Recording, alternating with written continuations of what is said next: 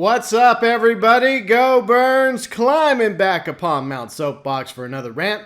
As with tradition, as long as I or you have something to rant about. And if you do, and I haven't done it yet, be sure and check the rant playlist just in case. Feel free and send your rant my way via the comments section, Twitter, Facebook, or email GeauxBurns@gmail.com. Now, before we get started with today's rant, I want to let you know about something. The ACG International podcast is back after a 3-week hiatus. So, number 20 is up on Carrick's channel. It is linked below in the description section. It was Carrick of ACG, one of the best reviewers out there for AAA and indie games. Got Rajeku, Silver, Rick, Sonar, and myself. We talked about a wide variety of topics, including the games we're currently playing, games we're looking forward to in the fall of 2016, as well as No Man's Sky, my thoughts on Battlefield 1, PlayStation Plus, and more. So speaking of PlayStation Plus, obviously that is what we're ranting about today. We discussed it, obviously, in the ACG International Podcast number 20, but I was wanting to actually make a rant video about this anyways, since I heard the news and got this email from PlayStation Plus. Dear valued customer, or valued PlayStation Plus member, dear person that we're holding a gun to their head and robbing them of $10 a year. Starting on September 22nd, 2016, prices for PlayStation Plus memberships will change, aka go up to $60 for 12 months. Okay, so the current price tag of PlayStation Plus when it comes to the annual subscription fee was $50 a year. And I realized that Xbox Live is already at $60. So a lot of people are justifying it. Well, you know, Microsoft has their Xbox Live at $60 annually. So why can't PlayStation also do the same and, you know, put it up at $60 a year as well? Here's the issue. Let's go to E3, 2 years ago, when they were announcing Xbox One and PlayStation 4. I believe it was 2 years ago. Maybe it was 3 years ago. I could be wrong about that. But Xbox went first, and they announced that the Xbox One was going to have all these things that people did not like, and the price tag was like $400.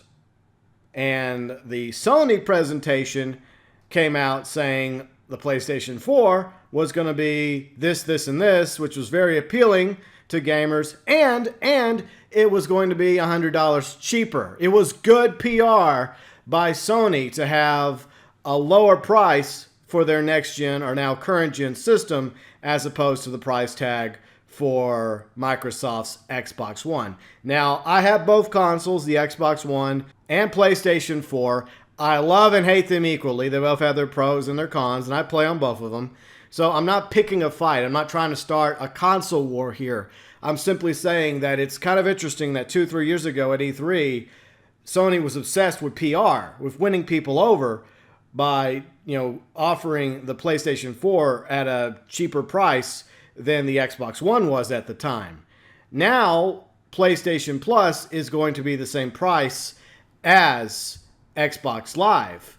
And here is the issue. It's only going to be, at the moment, in the United States and Canada. The rest of the world, I guess, has laws, like in Europe and where else, that currently protect them from this price hike. But that probably won't last very long. Maybe a few months, maybe a year. Eventually, Sony's lawyers are going to get their way because Sony is a multi-billion-dollar corporation, and unfortunately, corporations seem to run the world, except for the Illuminati at the top pulling the strings. What? I didn't say anything. But anyways, so yeah, eventually, PlayStation Plus price will go up across the rest of the world. It's just that the laws, I guess, are a little bit more lax when it comes to this issue in the US and Canada. So it looks like that the price tag annually in the US is going to go up to $60 a year, up $10 from what it was previously at $50. And this is an interesting thing that was posted by GameSpot back in June 2016. Here's how many PlayStation Plus subscribers there are. Now, this is worldwide. 20.8 million PlayStation Plus subscribers. And, well, okay, so obviously not all those 20 million PlayStation Plus subscribers are in the United States and Canada, but I'm sure a pretty nice chunk of them are. Let's just say maybe 5 million or maybe 10 million at the most, probably, I don't know. But the point is, you look at that $10 here and there, it adds up. Now, some people, it's not really a big deal. Okay, here's an extra $10. Okay, whoop-de-doo. Other people can't afford that $10 the same as others that are better off financially. So it's going to be a little bit more difficult for them. But when you take all the subscribers in the United States and Canada, each paying an additional $10 a year, that adds up to a lot of money.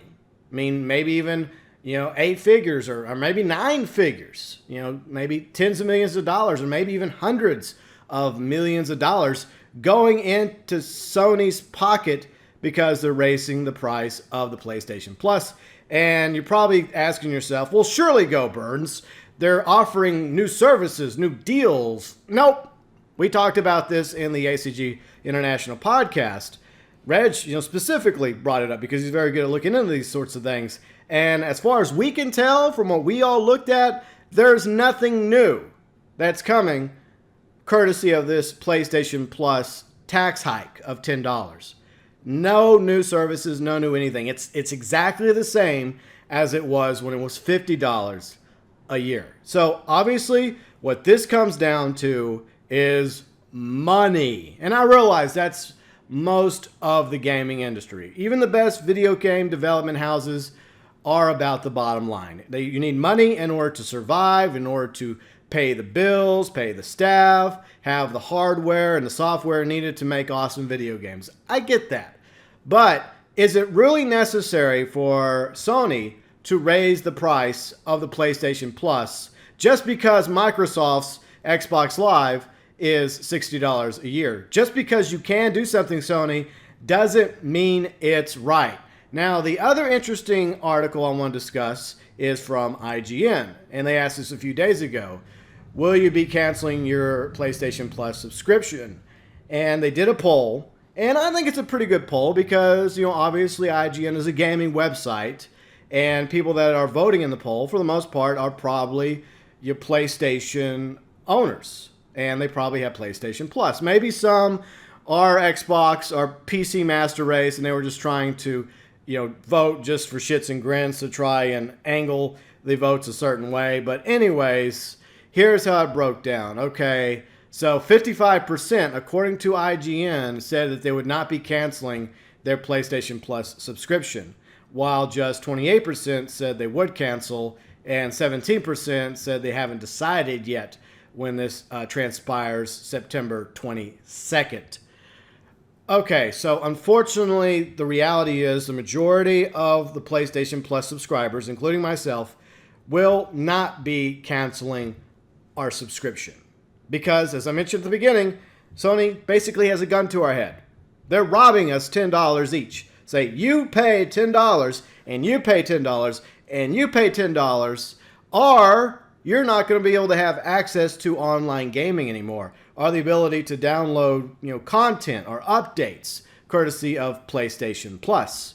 Because a lot of people, like myself, play games like Grand Theft Auto Online, and without a PlayStation Plus account, I can't play Grand Theft Auto Online. And you can't play that online game you like to play, like Battlefield 4 example, or any other game out there, because a lot more games nowadays are multiplayer.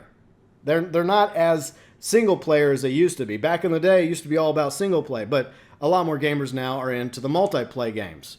So most of us will have no choice but to scarf up that $10 to Sony in order to keep our PlayStation Plus subscription. Because in the end, that's what's about, the money. In order for us to continue to play our games, we got to fork over the dough. It's like Sony's a mobster now. He's like, here, you're going to give me $10, see? And you're going to give me $10. Or you're not going to get to play your Grand Theft Auto Online or your Battlefield 4. See? As they take the big bag of money, bouncing off to the bank, filling the corporate executive suits, golden parachutes. Unfortunately, that's the reality. We have no choice as customers but to pay this $10 tax hike in America and in Canada. Now, the rest of the world at the moment, you're safe, But as I mentioned, Sony, a multi-billion-dollar corporation, will eventually have their way in Europe, in Australia, Asia, and unfortunately in the rest of the world. So get ready, baby, because a tax hike for PlayStation Plus is coming to your corner of the globe.